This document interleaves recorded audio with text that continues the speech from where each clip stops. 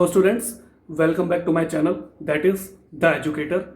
Today we are going to start our General English Speaking part 52, in which we are going to discuss about the same topic, that we will discuss about behavior of pronouns and some different kind of pronouns too. So students, let's start our General English Speaking part 52.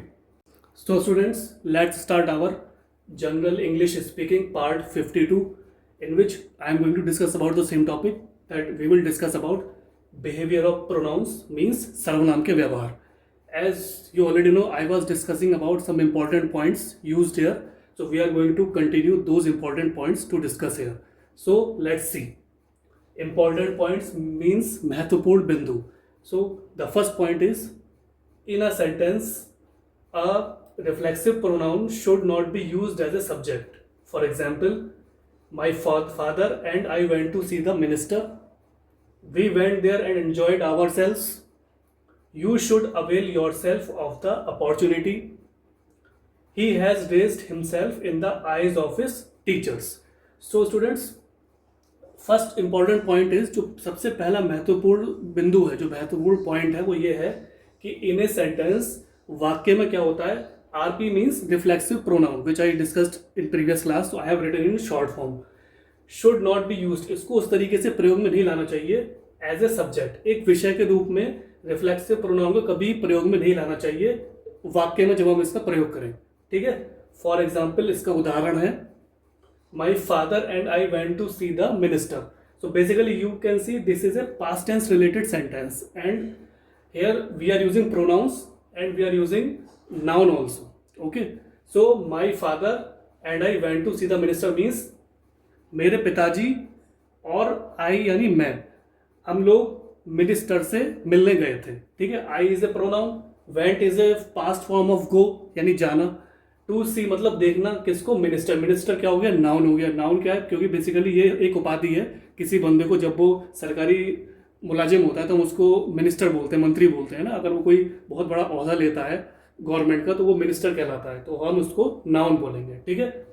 My father and I went to see the minister means मेरे पिताजी और मैं मंत्री को देखने गए थे.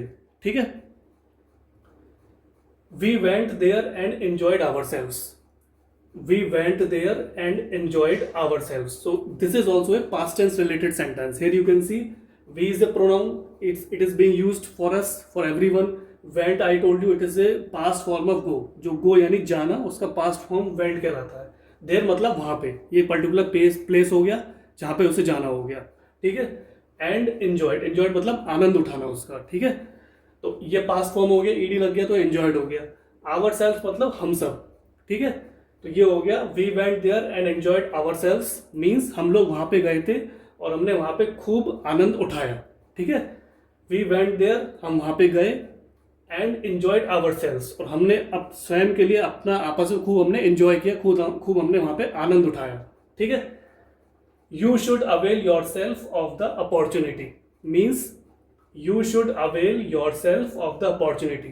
It is basically a present type sentence and it is basically a advice giving type sentence. मतलब इसमें आपको सलाह दी जा रही है.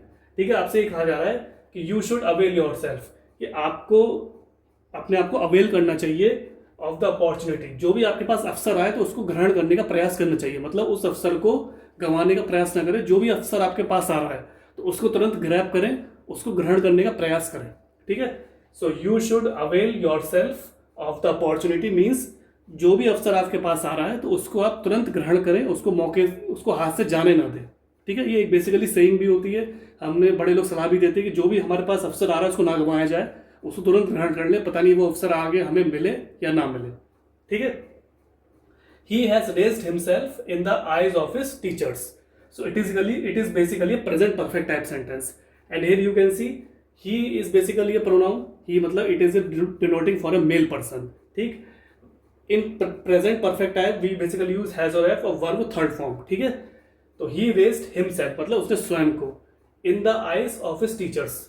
टीचर्स मतलब अध्यापक. तो उसने अपने स्वयं को अपनी टीचरों की आंखों में अपना मान सम्मान प्रतिष्ठा बढ़ा लिया है. मतलब he has raised himself, उसने अपनी वैल्यू बढ़ा ली है in the eyes of his teachers. जो उसके अध्यापक है उनकी आंखों में उसने अपनी वैल्यू बढ़ा ली है. उसने पढ़ाई लिखाई में अच्छा किया है, परफॉर्मेंस अच्छा किया है, टीचर का मान सम्मान रिस्पेक्ट किया, जो भी किया है, जिसकी वजह से उसकी जो इमेज है, छवि है, वो उसकी टीचरों में बहुत, उसके अध्यापकों में, टीचरों में बहुत अच्छी हो गई है। ठीक है, he has raised himself in the eyes of his teachers, means उसने अपनी इमेज को, छवि को अपनी टीचरों की आंखों में बहुत अच्छा कर लिया है। ठीक है, तो मैं एक बार और रिपीट कर देता हूं उसको। इन ए सेंटेंस, किसी वाक्य में रिफ्लेक्सिव प्रोनाउन, जो रिफ्लेक्सिव प्रोनाउन है, शुड नॉट बी यूज, उसको हमें ऐसे प्रयोग नहीं करना चाहिए, ऐसे विषय के रूप में। समझ गए, किसी भी वाक्य में हमें रिफ्लेक्सिव प्रोनाउन को किसी विषय के रूप में प्रयोग में नहीं लाना है। ठीक है, ये एक बहुत इंपॉर्टेंट पॉइंट है। ठीक, जो मैंने आपको एग्जाम्पल यानी उदाहरण बताया, my father and I went to see the minister, मेरे पिताजी और मैं एक मंत्री को देखने गए थे। ठीक है, we went there and enjoyed our self, हम वहां पर गए और हमने वहां पे बहुत आनंद उठाया। ठीक, you should avail your self of the opportunity, तुम्हारे पास जो भी अवसर आए उसको गंवाओ मत, उसको हमेशा ग्रहण करो, क्या पता वो अवसर आपको बाद में आगे मिले या ना मिले। ठीक है, he has raised himself in the eyes of his teachers, उसने अपनी जो छवि है अपने अध्यापकों में, टीचरों में काफ़ी सुधार लिए, काफ़ी अच्छी कर ली है, जिसकी वजह से टीचर उसका मतलब रिगार्ड करने लगे हैं। ठीक है, उसने अपनी छवि अपनी टीचरों और अध्यापकों की आंखों में बढ़ा ली है। ठीक, अब आते हैं हम नेक्स्ट पॉइंट, नेक्स्ट प्रोनाउन पे। It is interrogative pronounce. Interrogative pronounce basically आपको नाम से ही पता लग रहा होगा, इसमें मतलब हम सर्वनाम में प्रश्न पूछते हैं। इंटेरोगेशन मीन्स प्रश्न पूछना, तो ऐसा सर्वनाम जिसमें हम प्रश्न पूछते हैं तो उसको हम इंटेरोगेटिव प्रोनाउन बोलते हैं। ठीक है, तो इंटेरोगेटिव प्रोनाउन यानी प्रश्नवाचक सर्वनाम। ठीक, who, whose, whom, which, what are known as interrogative pronouns. मैंने शॉर्ट में आईपी लिख दिया है। Any sentence starting with these pronouns will be an interrogative sentence. ठीक, that is why they are called interrogative pronouns. Who is knocking at the door? Some person. Basically these are examples. Whose pen is this? The pen belongs to some person. ठीक, whom do you want? Reference to a person. ठीक है, तो basically interrogative यानी प्रश्नवाचक सर्वनाम क्या कहलाता है? इसमें क्या होता है, हु का मतलब कौन होता है, हु यानी कौन, हु आर यू, तुम कौन हो।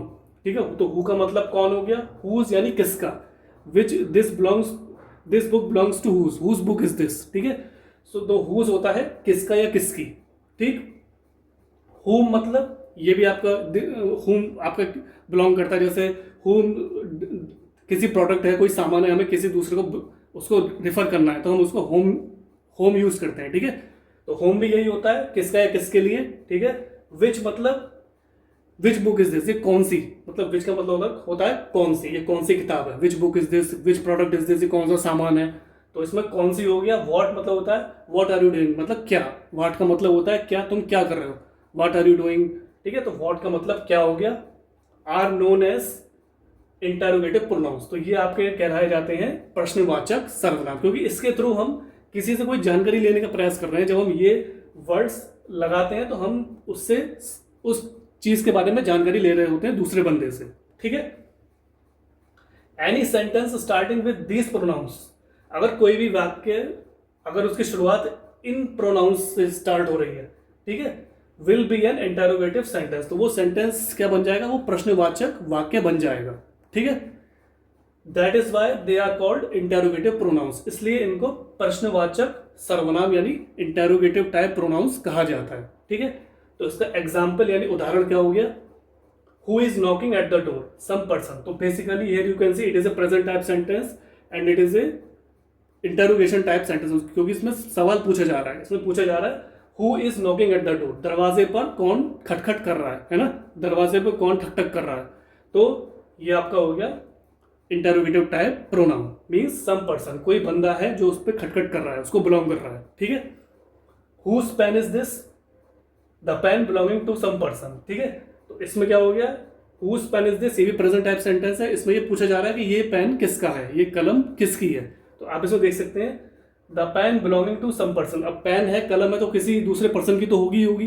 ठीक है, फिर आता है whom do you want, reference to a person, ये भी प्रेजेंट इंटरोगेटिव टाइप सेंटेंस है। इसमें ये बताया जा रहा है होम डू यू वांट मतलब तुम किसको चाहते हो, तुम किससे मिलना चाहते हो, है ना। हम होम डू यू वांट, तुम क्या चाहते हो और तुम किससे मिलना चाहते हो, इस तरीके से हो गया। रेफरेंस टू ए पर्सन, तो ये किसी व्यक्ति के बारे में रिफर कर रहा होता है, ठीक है। तो एक बार और रिपीट कर देता हूं, इंटेरोगेटिव प्रोनाउंस यानी प्रश्नवाचक सर्वनाम। हु मतलब मैंने आपको बताया, हु, हुज, हुम, विच, ये बेसिकली यूज किए जाते हैं प्रश्नवाचक सर्वनाम में जब हम किसी से कोई चीज पूछना चाह रहे हैं, कोई सामान के बारे में, किसी भी चीज के बारे में जानकारी लेना चाह रहे हैं दूसरे पर्सन से, तो हम इन 5 इंपॉर्टेंट वर्डिंग्स को जरूर यूज करते हैं, ठीक है। What are known as interrogative pronouns, तो इन सबको हम प्रश्नवाचक सर्वनाम बोलते हैं, ठीक। Any sentence starting with these pronouns, कोई भी वाक्य जब इन सर्वनाम के शब्दों से स्टार्ट होगा, will be an interrogative sentence, तो वो प्रश्नवाचक वाक्य यानी इंटेरोगेटिव सेंटेंस बन जाएगा। That is why they are called interrogative pronouns, इसलिए इनको प्रश्नवाचक वाक्य या इंटेरोगेटिव प्रोनाउंस कहा जाता है, ठीक है। उदाहरण मैंने बताया, who is knocking at the door, some person means दरवाजे पे कौन ठक ठक कर रहा है, तो ये प्रेजेंट टाइप सेंटेंस है। यहाँ पे आपका हु आ गया जो डिनोट कर रहा है दूसरे पर्सन को कि दरवाजे पर कोई ना कोई तो है जो ठक ठक कर रहा है, तो who is knocking at the door means दरवाजे पर कौन ठक ठक कर रहा है, तो ये प्रेजेंट इंटेरोगेटिव टाइप सेंटेंस हो गया, ठीक। Whose pen is this, the pen belongs to some person, तो इसमें भी आपका ये प्रश्नवाचक वाक्य है, प्रेजेंट टाइप है, तो उसमें बताया जा रहा है कि ये पेन किसका है, ये कलम किसकी है, ठीक है। The pen belonging to some person, तो ये पेन किसी न किसी बंदे को बिलोंग कर रहा है, भाई किसी ने पेन तो लिया ही होगा तो उसको ये बिलोंग कर रहा है, ठीक है। Whom do you want, reference to a person, तुम क्या चाहते हो या तुम किससे मिलना चाहते हो, तो ये भी आपका present type interrogative type sentence है। और रेफरेंस टू ए पर्सन मतलब किसी बंदे की तरफ ही रिफर कर रहा है, जब कोई आदमी उससे मिलने आया तो ऑटोमेटिकली वो बंदे से मिलने आया तो ये उसकी तरफ रिफर कर रहा है, ठीक है। So students, this was the general English speaking part 52, in which I tried to explain you about behavior of pronouns, some important points and some more pronouns. So students, try to read it, understand it, and try to use these words, sentences in your day-to-day English speaking, and ultimately what will happen, your confidence will boost up, your personality will groom, and ultimately you will become a perfect and fluent English speaker in front of another person. So students, thanks for your valuable and precious time. Have a nice day.